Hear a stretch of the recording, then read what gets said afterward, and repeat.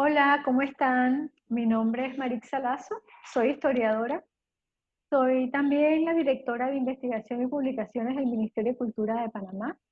Pero hoy les voy a hablar de mi último libro, Erase, The Untold Stories de Panama Canal, y les voy a contar, y hoy ustedes decidirán si la historia que les vengo a contar es realmente la historia no contada del Canal de Panamá, pero quiero que me acompañen hoy en este recorrido por la antigua zona del canal por varios cientos de años. Vamos a empezar con esta imagen. Los invito a verla en detalle. Esta es una imagen de alrededor de los años 60, 50 de la antigua zona del canal.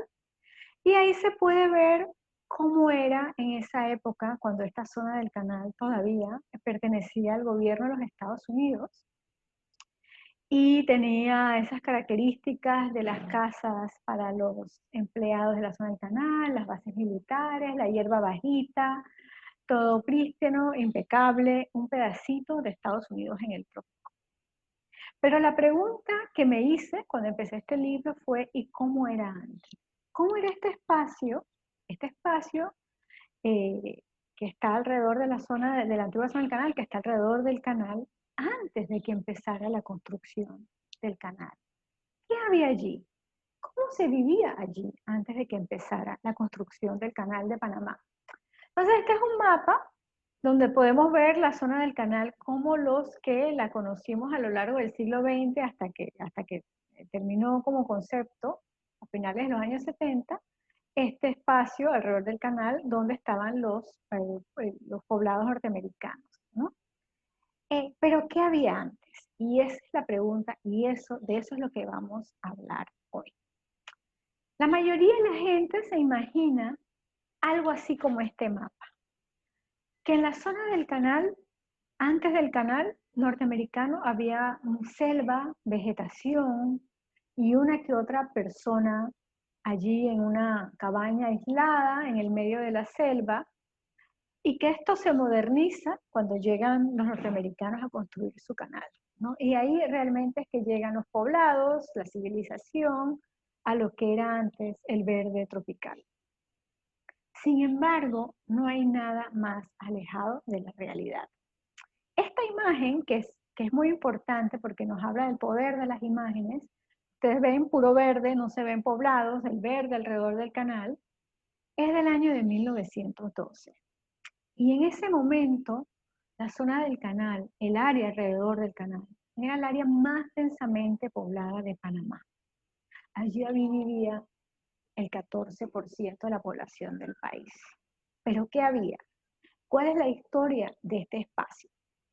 Este espacio, la antigua zona del canal, desde la conquista española, desde el momento en que la corona española designa Panamá como el puente de paso entre Sudamérica y Europa, el lugar por donde pasarían toda la plata que venía del Perú y las mercancías que venían de Europa e iban hacia el Perú, se convierte rápidamente en una zona densamente poblada, según para la época, con muchos poblados que servían a ese tránsito a lo largo del istmo. Este es un mapa del río Chagres sobre el que se construye el canal de Panamá, que nos muestran los pueblos, en que abajo está el norte y después el sur, pero que los pueblitos que iban a lo largo, donde iban parando los barquitos que llevaban esas mercancías de Europa hacia Sudamérica. Aquí estoy apuntando a cruces, pero hay muchísimos otros, que es Matachín, algunos que duran mucho tiempo, Gorgona, Juan Grande, Pica, Ceiba Horadada, Placer Cumplido, Bailamonos, ¿no? Gorgona Vieja, Barbacoas, Barbacoita, Tabernilla, y nos habla este mapa de esa riqueza de todos esos poblados que estaban en esa zona. Y piensen ustedes que tiene todo el sentido del mundo. Si estamos hablando de unos de los lugares por donde pasaban unas rutas de comercio más importantes del mundo desde el siglo XVI, obviamente iba a haber gente allí viviendo, la gente dedicada a ese transporte, que se da primero por el río Chagres. Hay dos rutas, una que es por el río Chagres, que es con todos estos poblados, y que cuando se acaba la parte navegable del río, se pasaba a mulas en cruces o en Gorgona, dependiendo de la época, y de allí por el famoso camino de cruces se iba hasta Ciudad de Panamá, donde se subía a otros barcos que iban a ir a Sudamérica. Había otro camino que no está aquí y tampoco dentro de la zona del canal, que era el camino que iba de Portobelo a Panamá, que era el camino solo de mulas, el camino real. Pero esta es la zona del camino del río Chagres y Cruces, que es la que queda dentro de la antigua zona del canal. Entonces, imaginémoslos en la colonia, un lugar donde viven los que se dedican a ese transporte, ¿no? Muchísimos esclavos, primero, y después una población de descendientes de esclavos que se dedica a este transporte. Esta es una imagen de ese río Chagres en el siglo XVIII, con el barquito antes del Panamá Max y antes de todos los barcos que ahora están cruzando el canal de Panamá. Este es el primer barco que cruza, ¿no? El bongo del río Chagres, que como pueden ver, eso que está allá atrás son los marineros que van remando, que según nos describen los viajeros, tenían sus canciones, sus rituales. Tenían que conocer muy bien el río porque el río era difícil de manejar y navegar. Tenían que saber sus corrientes y era un esfuerzo muy pesado que requería por lo menos 8 hombres remando al mismo tiempo, ¿no? Y muy bien coordinados. Y debajo de esta cosita que ven ahí, que es como un techito, iban los pasajeros y las mercancías, ¿no? Entonces, este es el método de transporte que va a durar hasta que inicia el ferrocarril transísmico a mediados del siglo XIX. Este uso que se da desde la colonia va a tener una nueva etapa en el Gold Rush. Es decir, cuando se descubren las minas de oro de California, en Estados Unidos, imagínense, cruzar Estados Unidos de Nueva York a San Francisco, antes del ferrocarril transcontinental de los Estados Unidos, era larguísimo por tierra, cruzando montañas, y en ese momento era mucho más rápido y fácil hacer el viaje por mar. Entonces era más fácil viajar desde Nueva York a Panamá, cruzar el istmo, que es delgadito, con esa ruta de barcos y agua, y después ir otra vez por barco hasta San Francisco. Este lugar que estamos viendo aquí es la desembocadura del río Chagres. Y aquí podemos ver no solo el fuerte de San Lorenzo, sino también el poblado que quedaba abajo, que era el pueblo de Chagres. Vemos los veleros, los barcos de vapor que van llegando. Vemos este pedazo aquí que se funda después, que le llamaban Yankee Chagres, donde estaban los norteamericanos.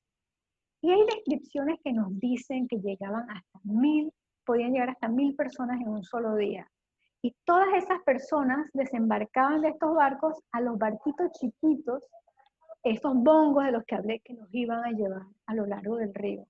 Ese río no era un río vacío, con un solo barco. Las descripciones nos dicen que estaba vivo, lleno de barcos, ¿no? Entonces, obviamente hay muchísima gente, comienza a haber mucha población que se dedica a ese comercio, una población acostumbrada de todos esos poblados, alcaldes, gente que lleva las recuas de mula, arrieros, marineros, restaurantes, toda esa economía de servicios para estos pasajeros que van por allí. Cuando se construye el ferrocarril, sin embargo, hay un poco una depresión en esos pueblos porque el ferrocarril va más rápido, el viaje es más rápido, se quedan sin trabajo muchos de estos arrieros y dueños de barcos, hasta que llega otro momento importante para la ruta, que es la construcción del canal francés.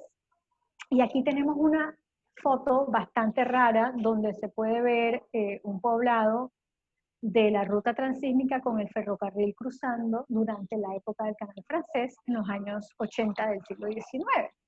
Nuevamente llegan muchísimas más personas, oleadas de inmigrantes que van a llegar tanto de Francia como de las Antillas inglesas y francesas como trabajadores, como también de Sudamérica, de Cartagena, de la costa caribe colombiana, todos de China a trabajar en este ferrocarril. Entonces, estos pueblos van llenándose de nuevas oleadas migratorias, de nuevas culturas a vivir en estos pueblos. Y esta pues una imagen de Ciudad de Panamá más o menos para la misma época, para que tengan un poquito del sabor local de ese momento. Pero ¿por qué si había tanta gente aquí? ¿Y por qué si había tanta población, nos han dicho tantas veces que aquí no había nada, que aquí lo que había era esta selva, ¿no? Esta imagen? Porque hay una manera de ver el trópico que se populariza mucho en el siglo XIX, que tiende a ver espacios como Panamá como si fueran lugares solo de selva. Eh, Como si en estos espacios lo que es la tecnología, lo que es un ferrocarril, un canal, bancos, no encajaran, no estuvieran bien. Entonces, imagen tras imagen nos enseñan esta selva lujuriante o nos enseñan esta selva, por ejemplo, de una choza nativa en Matachín, y tú la ves allí, parece que está en el medio de la nada, no te imaginas eso como un lugar densamente poblado. Pero esos son los grabados, los diseños. Pero en realidad, como hay que pensarlo, y te hacen contrastar esto con esta maquinaria fantástica, modernísima, ¿no? Esta es la modernidad y esto es lo primitivo. Primitivo, primitivo, modernidad, modernidad. Pero en realidad era así. Y aquí lo que vemos es la combinación de todo, que es lo que era Panamá. Por un lado tienes las chozas, por un lado tienes el ferrocarril, los trabajos del canal, porque en esas chozas vivían los trabajadores que trabajaban en estas obras de infraestructura que en el siglo XIX eran de las más importantes del mundo, ¿no? Entonces, esa separación entre lo moderno, supuestamente, que venía de afuera, y lo primitivo, que supuestamente era lo nuestro, pues es completamente artificial. En realidad está todo combinado y esas casas hay que verlas como casas de la época construidas con el material disponible y que funcionaban muy bien en un clima como el nuestro. La otra cosa que también no nos acostumbramos a pensar sobre esa ruta transísmica y que es fascinante, ¿no? Nos dicen, miren, estas chozas nativas, es que dentro de estas chozas nativas, supuestamente nativas, estaban dándose uno de los experimentos políticos más interesantes del mundo. En el siglo XIX, en 1852, 1853, ya se había abolido la esclavitud en Colombia, que la abolición se da en 1851. Y además, en la Constitución de 1853 se declara el sufragio universal masculino, cosa que es muy novedosa para la época y que incluye tanto a negros como a blancos.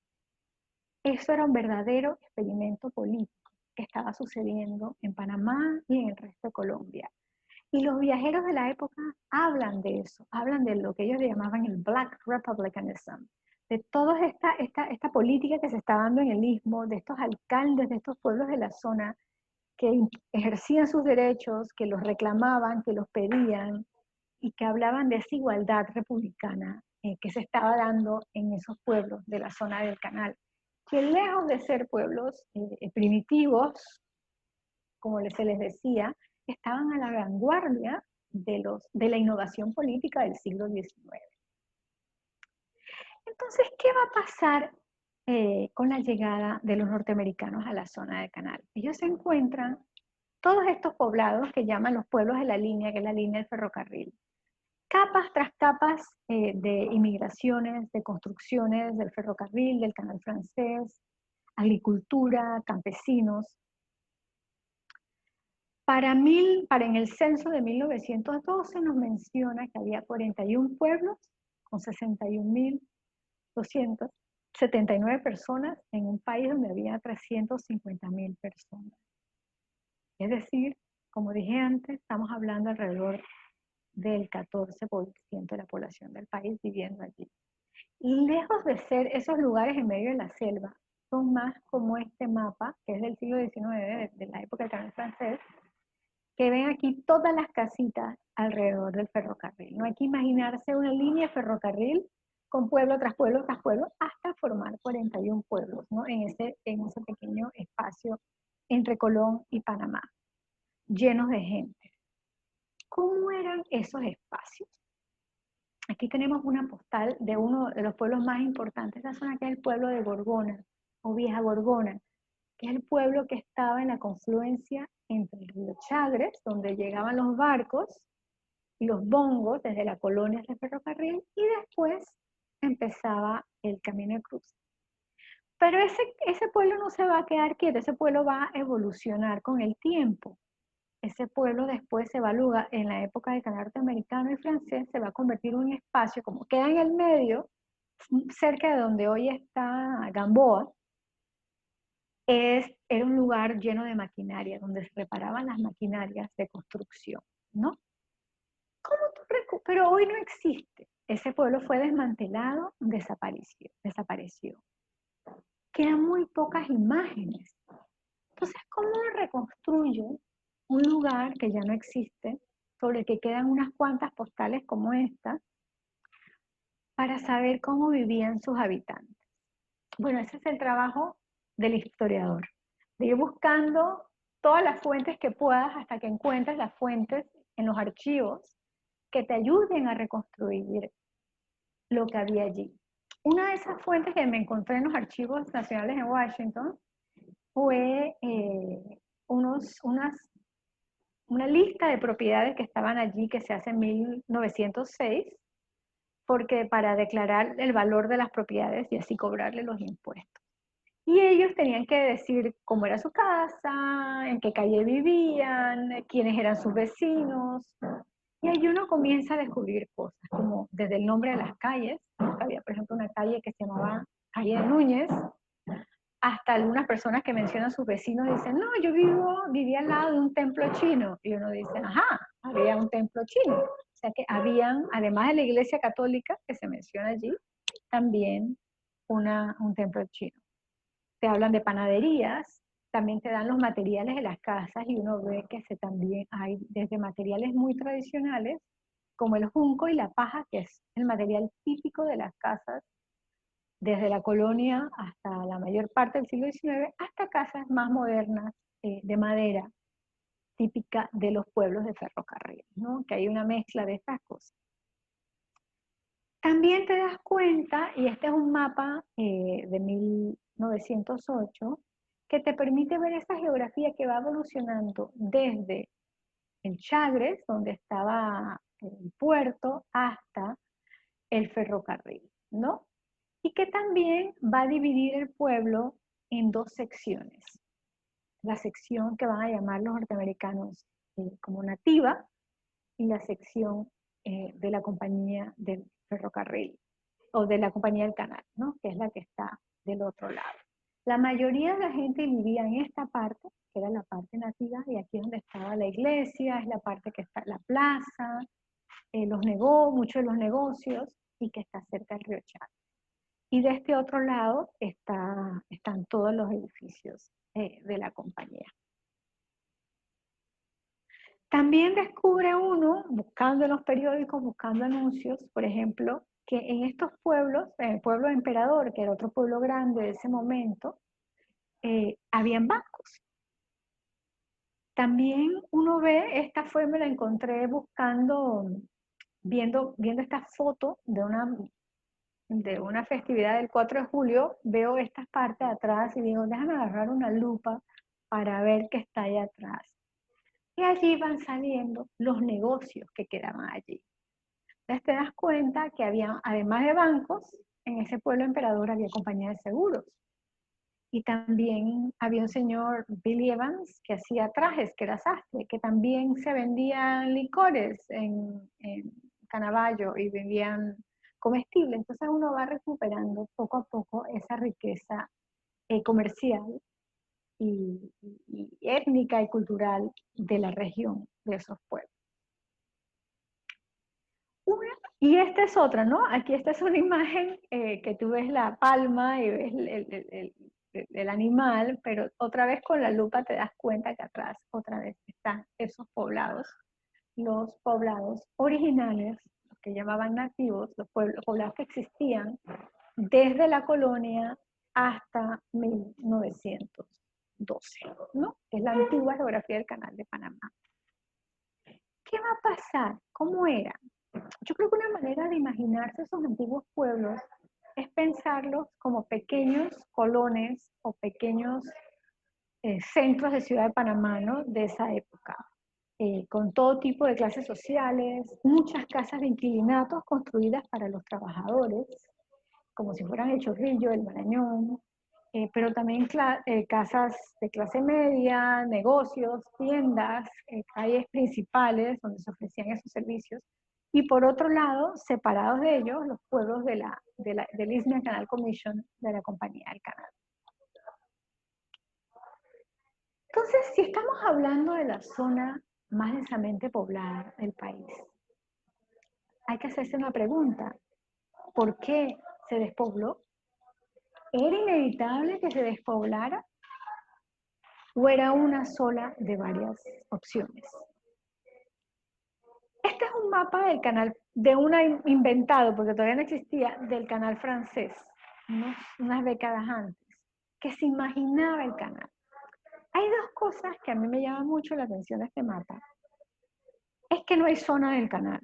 Y nos recuerda que la zona como tal no era inevitable, que era posible tener un canal sin zona, como lo tenemos hoy, que tenemos un canal sin zona. Dos, que también uno se podía imaginar ese canal con los antiguos pueblos de la zona del canal, sin despoblarlos, ¿no? Sin quitarlos. Y la pregunta que yo me hago es, que me hice es, ¿qué pensaban los norteamericanos cuando llegaron que iba a suceder con todos esos poblados en 1903? ¿Y qué pensaban los panameños que firmaron el tratado de 1903 que iba a suceder con esos poblados? Y la respuesta es que ninguno jamás pensó que iban a desaparecer o que iban a ser despoblados. Esa es la primera cosa que me queda claro. ¿Por qué? Porque cuando llegan los norteamericanos en el primer periodo, ellos no llegan a sacar a nadie de esos poblados, llegan a gobernarlos como hicieron en otros espacios, como Puerto Rico, por ejemplo. ¿Y qué es lo primero que hacen? Una de las primeras ordenanzas es la ordenanza para que crean las municipalidades del Canal de Panamá, del Istmo Canal de la Zona. Entonces, cada pueblo tenía su municipio, su alcalde, su consejo municipal, como vemos aquí, que tenían que regular la vida, como en cualquier municipio, de esos pueblos de la zona del canal. Aquí está Rafael Neira, que era el alcalde o mayor de Ancón, y curiosamente era panameño, no norteamericano, y era el jefe de todos los alcaldes de la zona del canal, incluyendo alcaldes norteamericanos, y era el mejor pagado de todos. Entonces, eso nos refleja que en ese momento, en esos primeros años, 1904 hasta 1907, que duran las alcaldías, se pensaba que la zona del canal iba a tener alcaldías y que estas alcaldías iban a gobernar los poblados que ya existían. Nadie estaba hablando de despoblar, de sacar a la población, de eliminar los pueblos, en ningún lado.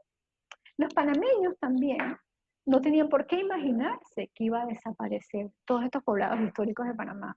¿Por qué? Porque ellos ya habían vivido a través de dos grandes construcciones. La construcción del ferrocarril norteamericano a mediados del siglo XIX y la construcción del canal francés en los años 80 del siglo XIX. Y en ninguno de los dos casos nadie había sacado a nadie de esos poblados. Los poblados panameños habían coexistido con estas compañías extranjeras, con estos trabajos de construcción extranjeros. Entonces no tenían por qué imaginarse que esto iba a suceder. De hecho, en 1904, 1905, 1906, 1910, nadie estaba pensando que se iba a sacar a nadie, ¿no? Entonces, ese primer periodo están los alcaldes. Aquí la firma del alcalde Rafael Neira, que para los que conocen historia de Panamá es el papá de Esther Neira de Calvo.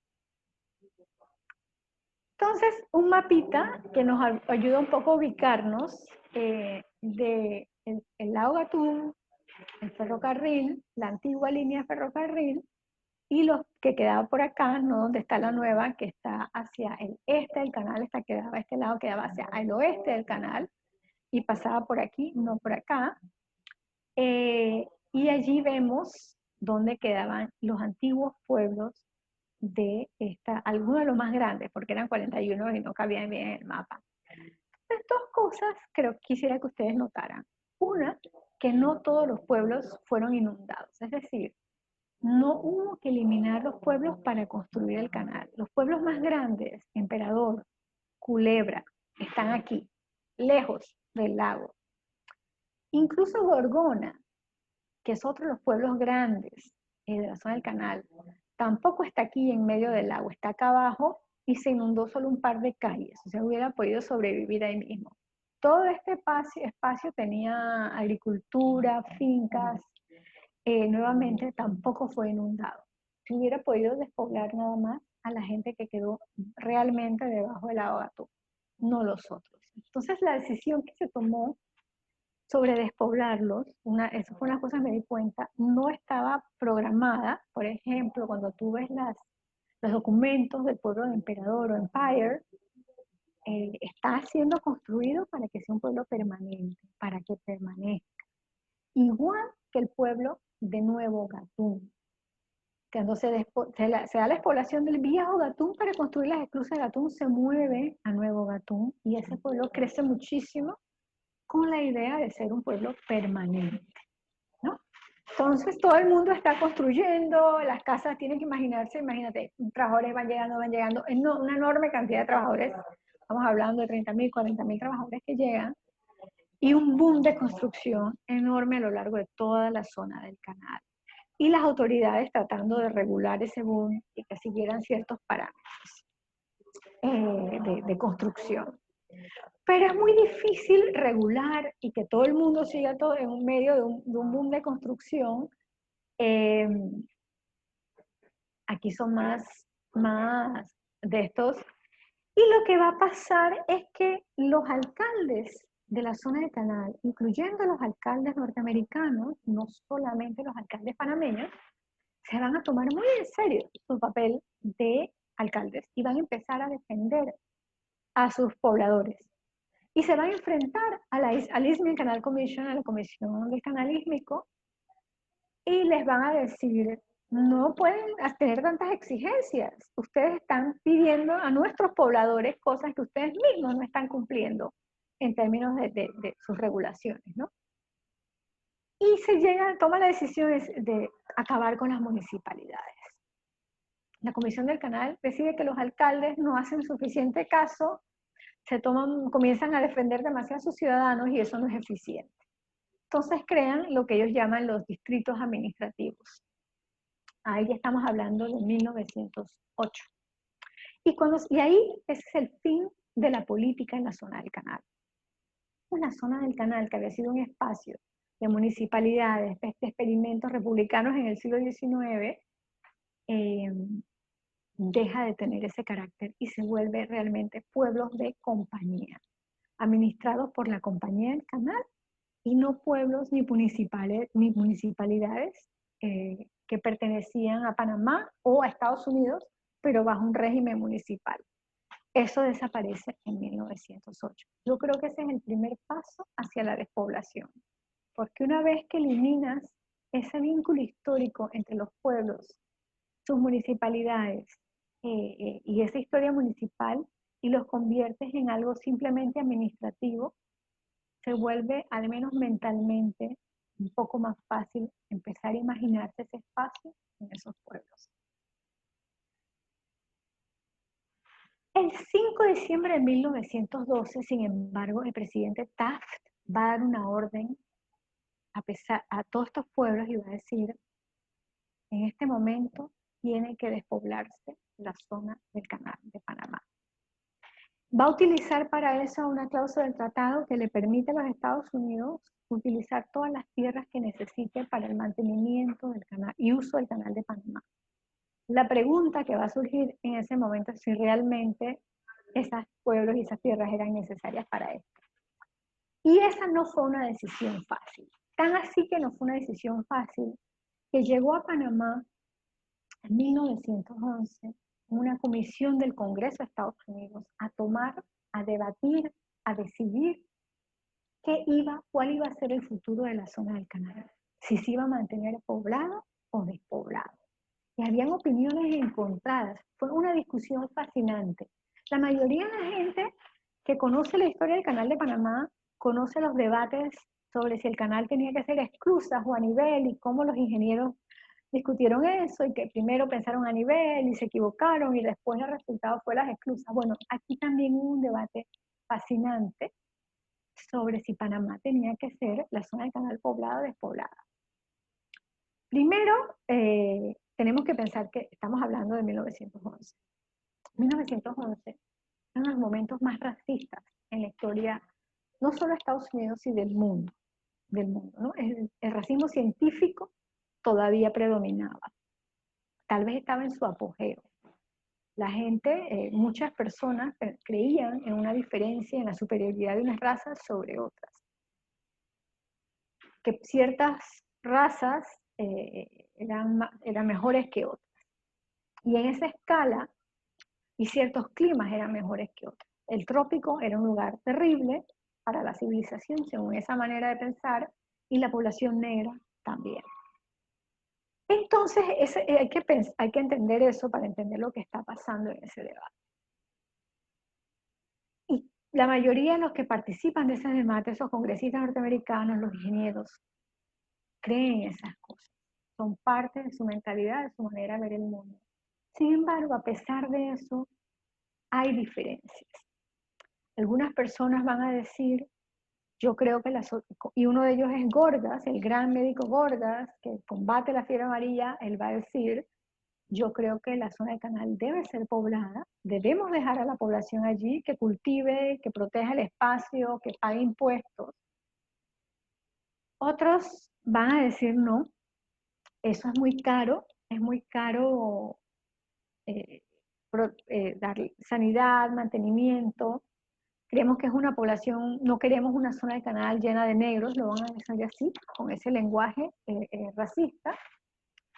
No podemos traer agricultores norteamericanos porque no van a querer venir a un espacio como este, entonces lo mejor es despoblar y vamos a sacar a la gente.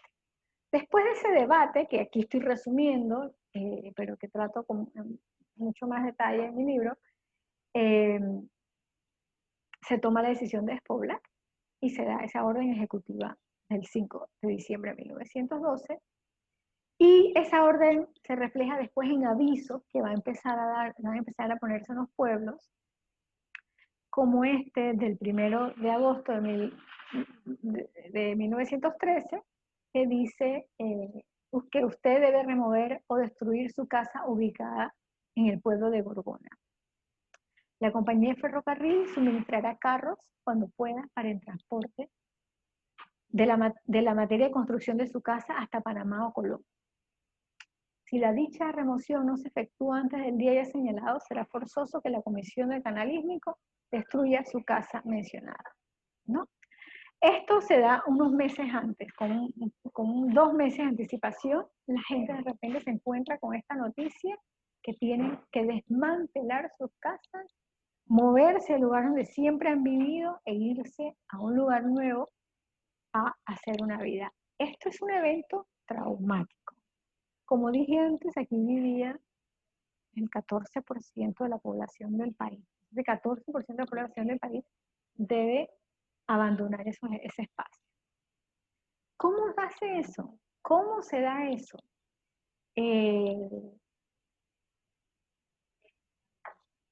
De una manera impresionante, ¿no? ¿Cómo uno reconstruye eso? Pues uno reconstruye viendo la correspondencia también en los archivos de la época, en que te van dando los detalles, ¿no? Algunos detalles dolorosos, y como que te dicen, bueno, para mañana necesito un carro de ferrocarril que lleve 500 personas con sus cosas. Una correspondencia que te dice, la gente no sabe dónde quedaron sus pedazos de casas porque no saben si las llevaron a la estación de ferrocarril de la ciudad o la estación de ferrocarril del puerto de La Boca. No es, imagínense esas personas corriendo de un lado para otro buscando sus casas. Pero imagínense esas personas pensando a dónde voy a ir. Si yo aquí vivo toda mi vida, aquí tengo mi negocio, ¿qué hago con mis clientes? Entonces este es un aviso que se da el 1 de junio de Esteban Durán, que dice que por favor los que se están mudando a Colón, a la calle Bolívar, y que los que tengan depósitos los pueden retirar en Gorgona o si no a Colón. Y así se tienen que imaginar negocio tras negocio haciendo la misma cosa.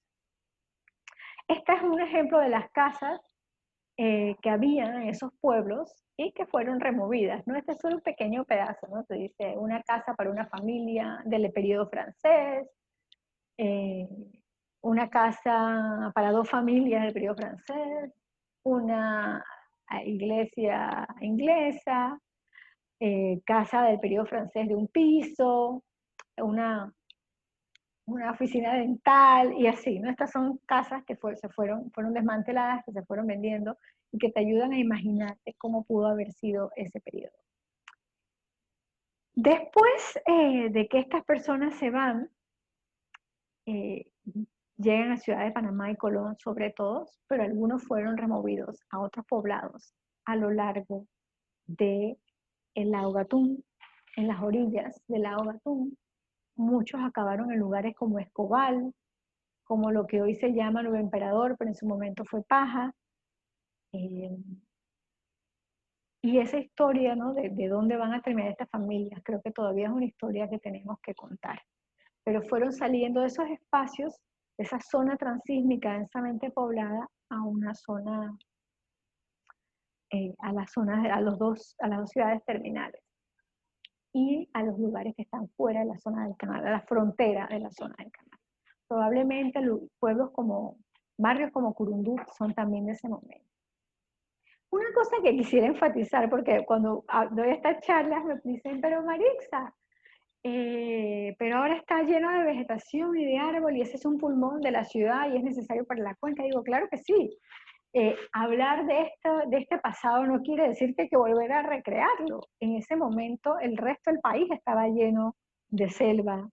No era necesario tenerla allí porque estaban por otros lados, pero en este momento que no está en el resto del país, que cada vez queda menos, obviamente no, eso ya la zona del canal tal y como está, con sus árboles debe mantenerse, ¿no?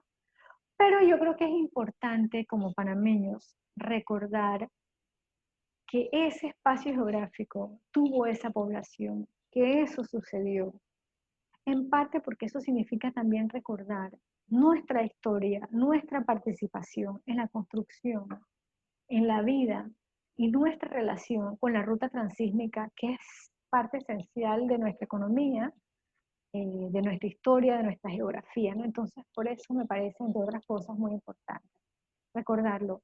Y quisiera terminar con la despoblación, el último pueblo en ser despoblado, que es el municipio de Chagres. Esta es la desembocadura del río Chagres. ¿Se acuerdan de la imagen que les puse que aquí había un pueblo, ¿no? Debajo del castillo. Esta es una imagen de mediados del siglo XIX, ¿no? Con las casas, estas casas grandes, que decían que dentro de estos bohíos, que se ven muy bien construidos, muy grandes, pues ahí se almacenaban las mercancías que llegaban a cruzar. Pero aquí ya no queda nada, ¿no? ¿Por qué no queda nada? Los pobladores de este pueblo, los descendientes hablan, que viven en otro pueblo que se llama Nuevo Chagres, dicen que este pueblo era tan importante como Portobelo, y de hecho históricamente lo fue, que su santo atraía tanta gente como el Cristo Negro de Portobelo, que esos congos eran tan importantes como los de Portobelo. Este pueblo también va a ser despoblado, aunque no quedaba dentro de los límites originales de la zona del Casanare. Esta despoblación se da y nuevamente se negocia. Se trata de Eusebio Morales, que en ese momento es embajador en Estados Unidos, trata de negociar para que no se dé, para que no suceda, pero eventualmente se da y este es el último poblado en irse de la zona del canal. Quisiera dejarlos con esta última imagen y esta historia y volver nuevamente al tema de las habitaciones. Y esta imagen me gusta mucho porque por un lado están las casas típicas de la época, ¿no? Pero vemos también el tendido eléctrico, la gente vestida con la ropa de la época. Nos invita a deshacernos de imágenes muy ideas que nos han inculcado muchas veces que nos hacen ver que todo lo que está relacionado con nuestra naturaleza, con nuestra historia, por ejemplo, las casas típicas, con los materiales de la región que funcionaban como nuestra región, como algo que debemos menospreciar como primitivo, como salvaje, y verlas como algo apropiado, que es nuestro, que funcionaba y que funciona tal vez todavía en nuestro clima. Pero también, y creo que esto es muy importante, que una de las maneras que hizo posible despoblar, cosas que hizo posible despoblar una de las zonas más densamente pobladas de Panamá, fueron ideas e imágenes que nos decían que en un lugar como Panamá lo único que podía haber era selva, selva tropical, no podía haber nada, y que recuperar y que al aislar a esas personas a través de esas imágenes de su propia historia, de su propia participación en la construcción de la ruta transísmica desde la colonia hasta la época de la construcción del canal y después trabajando en el canal a lo largo de todo el siglo XX, al desconectar esa historia nuestra del canal, se hizo posible imaginarse una zona del canal sin panameños. Y entonces recuperar esta historia de estos poblados es recuperar ese vínculo de Panamá con su canal. Muchas gracias.